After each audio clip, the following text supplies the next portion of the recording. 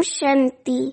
आज 13 नवंबर 2022 के बाबा के अव्यक्त महावाक्य रिवाइज कोर्स 10 दिसंबर 92। मुरली का टॉपिक है पूर्वज और पूज्य की स्मृति में रहकर सर्व की अलौकिक पालना करो। पूर्वज और पूज्य की स्मृति में रहकर सर्व की अलौकिक पालना करो। बाप दादा कहते, आज विश्व रचता बाप अपनी श्रेष्ठ रचना को देख रहे हैं। सर्व रचना में से श्रेष्ठ रचना आप ब्राह्मण आत्माएं हो, क्योंकि आप ही विश्व की पूर्वज आत्माएं हो। एक तरफ पूर्वज हो, साथ साथ पूज्य आत्माएं भी हो। इस कल्प वृक्ष की फाउंडेशन अर्थात जड़ आप ब्राह्मण आत्माएं हो। इस वृक्ष के मूलाधार तना भी आप हो। इसलिए आप सर्व आत्माओं के लिए पूर्वज हो। सृष्टि चक्र के अंदर जो विशेष धर्म पिता कहलाए जाते हैं, उन धर्म पिताओं को भी आप पूर्वज आत्माओं द्वारा ही बाप का संदेश प्राप्त होता है, जिस आधार से ही समय प्रमाण वो धर्म पिताएं अपने धर्म की आत्माओं प्रति संदेश देने के निमित्त बनते हैं। जैसे ब्रह्मा बाप ग्रेट ग्रेट ग्रैंडफादर है, तो ब्रह्मा के साथ आप ब्राह्मण आत्माएं भी साथी हो। इसलिए आप पूर्वज आत्माएं गाई हुई हो। अभी बाप दादा कहते, पूर्वज आत्माओं का डायरेक्ट चाहे इनडायरेक्ट सर्व आत्माओं से कनेक्शन है। जैसे वृक्ष की सर्व टालियों का संबंध जड़ से व तना से जरूर होता है। चाहे किसी भी धर्म की छोटी व बड़ी टालियां हों, लेकिन संबंध स्वतः ही होता है। तो पूर्वज हुए ना। आधा कल्प राज्य अधिकारी माना सत्युग में महाराजा महारानी बनने के बाद फिर पूज्य आत्माएं बनते हो। पूज्य बनने में भी आप आत्माओं जैसी पूजा और किसी भी धर्म की आत्माओं की नहीं होती। जैसे आप पूज्य आत्माओं की विधि पूर्वक पूजा होती है, ऐसे कोई धर्म पिता की भी पूजा नहीं होती। बाप के कार्य में जो आप ब्राह्मण साथी बनते हो, उन्हों की भी देवता व देवी के रूप में विधि पूर्वक पूजा होती है। और कोई भी धर्म पिता के साथी धर्म की पालना करने वाली आत्माओं की विधि पूर्वक पूजा नहीं होती, गायन होता है। स्टैचू मूर्ति बनाते हैं, लेकिन आप जैसे पूज्य नहीं बनते। आपका गायन भी होता है तो पूजा भी होती है। गायन की विधि भी आप ब्राह्मण आत्माओं की सबसे न्यारी है। जैसे आप देवात्माओं का गायन बहुत सुंदर रूप से कीर्तन के रूप में होता है, आरती के रूप में होता है, ऐसे अन्य आत्माओं का गायन इसी प्रकार से नहीं होता। ऐसे क्यों होता? क्योंकि आप श्रेष्ठ रचना पूर्वज और पूज्य हो। आदि आत्माएं आप ब्राह्मण आत्माएं हो, क्योंकि आदि देव ब्रह्मा के सहयोगी श्रेष्ठ कार्य के निमित्त बनते हो। अनादि रूप में भी परमात्मा शिव बाबा की अति समीप रहने वाले हो। आत्माओं का जो चित्र दिखाते हो, उसमें सबसे समीप आत्माएं कौन सी दिखाते हो? उसमें आप हो। तो अनादि रूप में भी अति समीप हो, जिसको डबल विदेशी कहते हैं। नियरेस्ट और डियरेस्ट। ऐसे अपने को समझते हो? पूर्वज का क्या काम होता है? पूर्वज सभी की पालना करते हैं। बड़ों की पालना ही प्रसिद्ध होती है। तो आप सभी पूर्वज आत्माएं सर्व आत्माओं की पालना कर रहे हो या सिर्फ अपने आने वाले स्टूडेंट्स की पालना करते हो? वह संबंध संपर्क वाली आत्माओं की पालना करते हो। सारे विश्व की आत्माओं के पूर्वज हो, वह सिर्फ ब्राह्मण आत्माओं के पूर्वज हो। जो जड़ व तना होता है वे सारे वृक्ष के लिए होता है। वह सिर्फ अपने तना के लिए ही होता है। सब टाल टालियों के लिए होता है ना। जड़ अथवा तना द्वारा सारे वृक्ष के पत्तों को पानी मिलता है जड़ों से, है ना। जड़ जो है वो मिट्टी से पानी अब्सॉर्ब करता है तो पूरे प्लांट को पानी मिलता है। तो बाबा कहते कि वह सिर्फ थोड़े टालियों को पानी मिलता है, सबको मिलता है ना। लास्ट वाले पत्तों को भी मिलता है। इतना बेहद का नशा है, वह बेहद से हद में भी आ जाते हो। कितनी सेवा करनी है, हर एक पत्ते को पानी देना है, अर्थात सर्व आत्माओं की पालना करने के निमित्त हो। इतना बेहद का नशा है, वह बेहद से हद में भी आ जाते हो। कितनी सेवा करनी है, हर एक पत्ते को पानी देना है अर्थात सर्व आत्माओं की पालना करने के निमित्त हो। किसी भी धर्म की आत्माओं को मिलते हो व देखते भी हो तो हे पूर्वज आत्माएं, ऐसे अनुभव करती हो कि ये सब आत्माएं हमारे ग्रेट ग्रेट ग्रैंडफादर की वंशावली हैं। हम ब्राह्मण आत्माएं भी मास्टर ग्रेट ग्रेट ग्रैंडफादर हैं, मास्टर रचयिता हैं, अर्थात पूर्वज हैं। ये सब हमारे हैं, वह सिर्फ ब्राह्मण आत्माएं हमारी हैं। जब भाई भाई कहते हैं तो आप पूर्वज आत्माएं बड़े भाई अर्थात बाप समान हो। इस स्मृति को ही प्रैक्टिकल लाइफ में अनुभव करना है और कराना है। आप सभी पूर्वज आत्माओं की पालना का स्वरूप क्या है? लौकिक जीवन में भी पालना का आधार क्या होता? पालना करना अर्थात किसी को शक्तिशाली बनाना। किसी भी विधि से, साधना से पालना द्वारा शक्तिशाली बनाते, चाहे भोजन द्वारा, चाहे पढ़ाई द्वारा। लेकिन पालना का प्रत्यक्ष स्वरूप आत्मा में शक्ति, शरीर में शक्ति आती है। तो पालना का प्रत्यक्ष स्वरूप हुआ शक्तिशाली बनाना।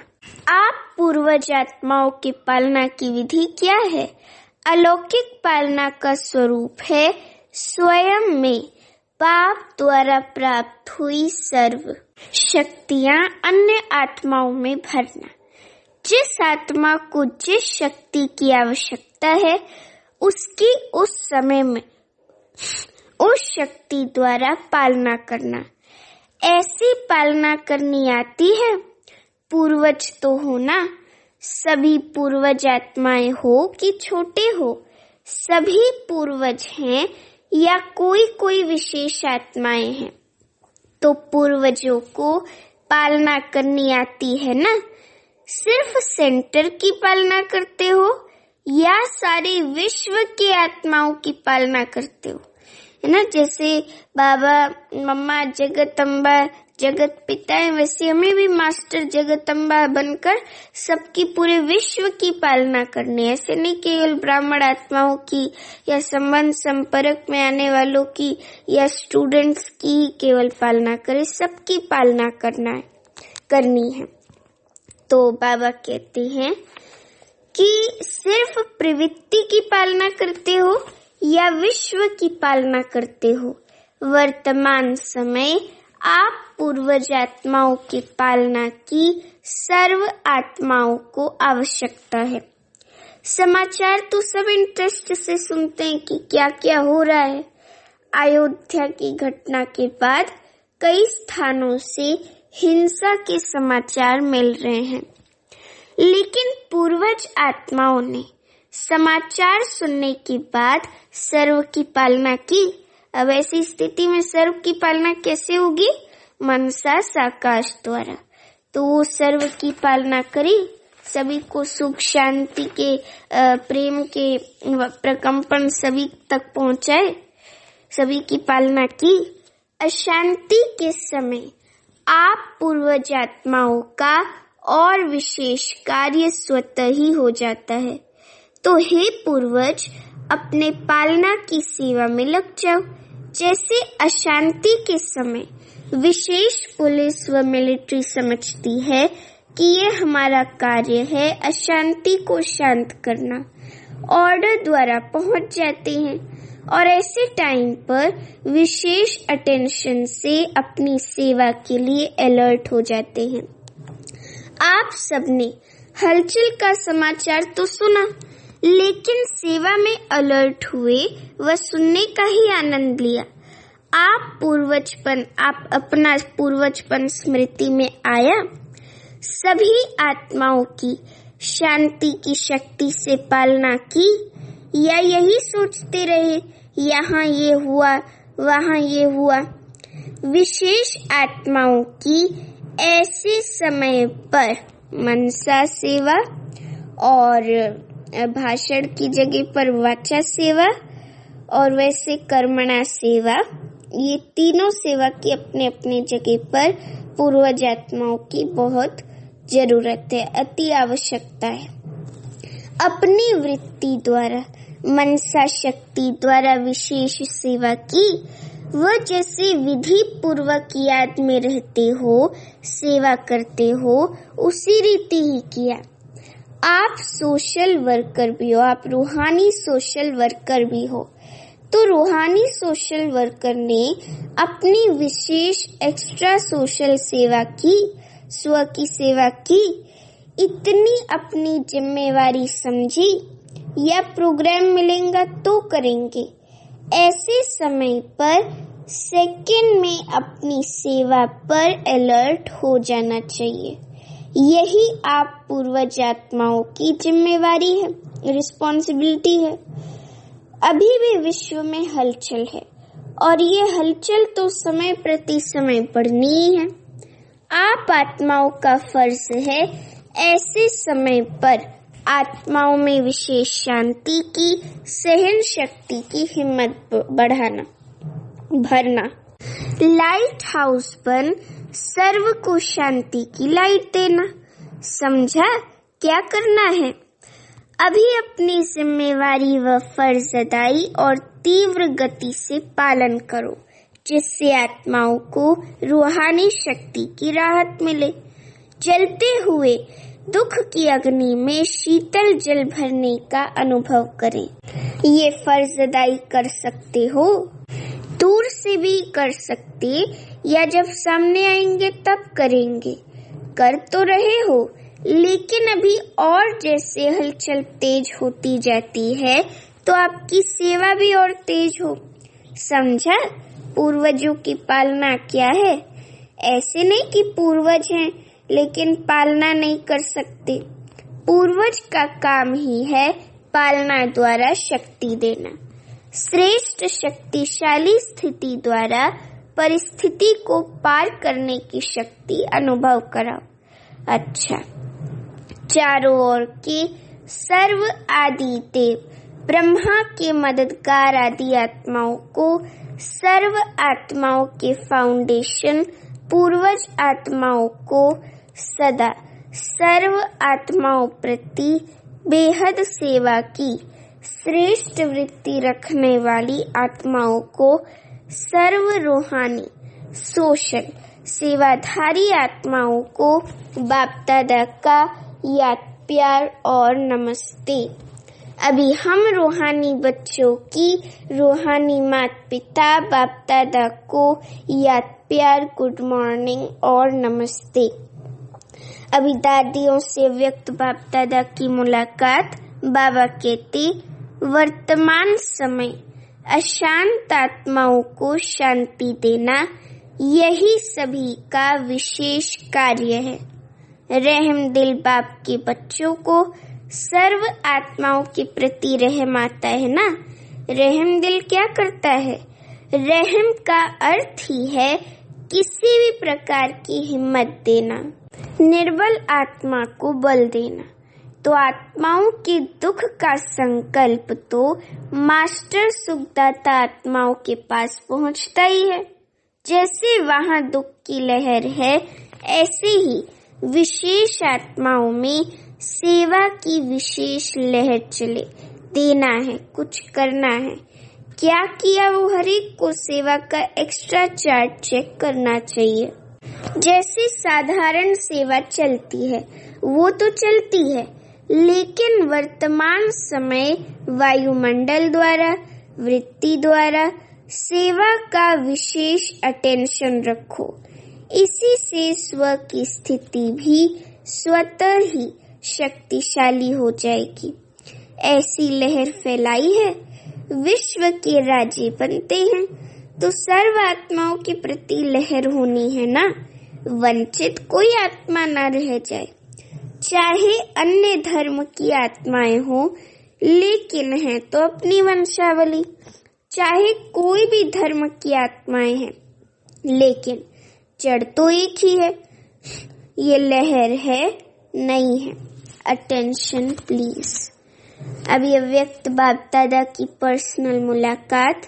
टॉपिक है व्यर्थ के प्रभाव में आने वाले नहीं, अपना श्रेष्ठ प्रभाव डालने वाले बनो। अपना श्रेष्ठ प्रभाव डालने वाले बनो। बाप दादा कहते, सदा अपने को पुरुषार्थ में आगे बढ़ने वाली आत्मा हूँ ऐसे अनुभव करते हो। पुरुषार्थ में कभी कभी ठहरती कला, कभी उतरती कला, ऐसा नहीं होना चाहिए। कभी बहुत अच्छा, कभी अच्छा, कभी थोड़ा अच्छा, ऐसा नहीं। सदा बहुत अच्छा, क्योंकि समय कम है और संपूर्ण बनने की मंजिल श्रेष्ठ है। तो अपने भी पुरुषार्थ की गति तीव्र करनी पड़े। पुरुषार्थ की तीव्र गति की निशानी है कि वे सदा डबल लाइट होगा। किसी भी प्रकार का बोझ नहीं अनुभव करेगा, चाहे प्रकृति द्वारा कोई परिस्थिति आए, चाहे व्यक्तियों द्वारा कोई परिस्थिति आए, लेकिन हर परिस्थिति स्वस्थिति के आगे कुछ भी अनुभव नहीं होगी। स्वस्थिति की शक्ति पर स्थिति से बहुत अच्छी है, ऊंची है। क्यों? ये स्व है, वे पर है। अभी अपनी शक्ति भूल जाते हो, तभी परिस्थिति बड़ी लगती है। सदा डबल लाइट का अर्थ ही है कि लाइट अर्थात ऊंचे रहने वाले। हल्का सदा ऊंचा जाता है, बोझ वाला सदा नीचे जाता है। आधा कल्प तो नीचे ही आते रहे ना, लेकिन अभी समय है ऊंचा जाने का। तो क्या करना है? सदा ऊपर। शरीर में भी देखो तो आत्मा का निवास स्थान ऊपर है, भ्रिकुटी के बीच में ऊंचा है, पाँव में तो नहीं है ना। जैसे शरीर में आत्मा का स्थान ऊंचा है, ऐसी स्थिति भी सदा ऊंची रहे। ऐसा नहीं कभी ऊंची कभी नीची, नहीं, सदा ऊंची रहे। ब्राह्मण की निशानी भी ऊंची चोटी दिखाते हैं ना। चोटी का अर्थ है ऊंचा, तो स्थूल निशानी इसीलिए दिखाई है कि स्थिति ऊंची है। शूद्र को नीचे दिखाते हैं, ब्राह्मण को ऊंचा दिखाते हैं। तो ब्राह्मणों का स्थान और स्थिति दोनों ऊंची। अगर स्थान की याद होगी तो स्थिति स्वतः ऊंची हो जाएगी। ब्राह्मणों की दृष्टि भी सदा ऊपर रहती है, क्योंकि आत्मा आत्माओं को देखती है। आत्मा ऊपर है तो दृष्टि भी ऊपर जाएगी। कभी भी किससे मिलते हो या बात करते हो तो आत्मा को देखकर बात करते हो, आत्मा से बात करते हो।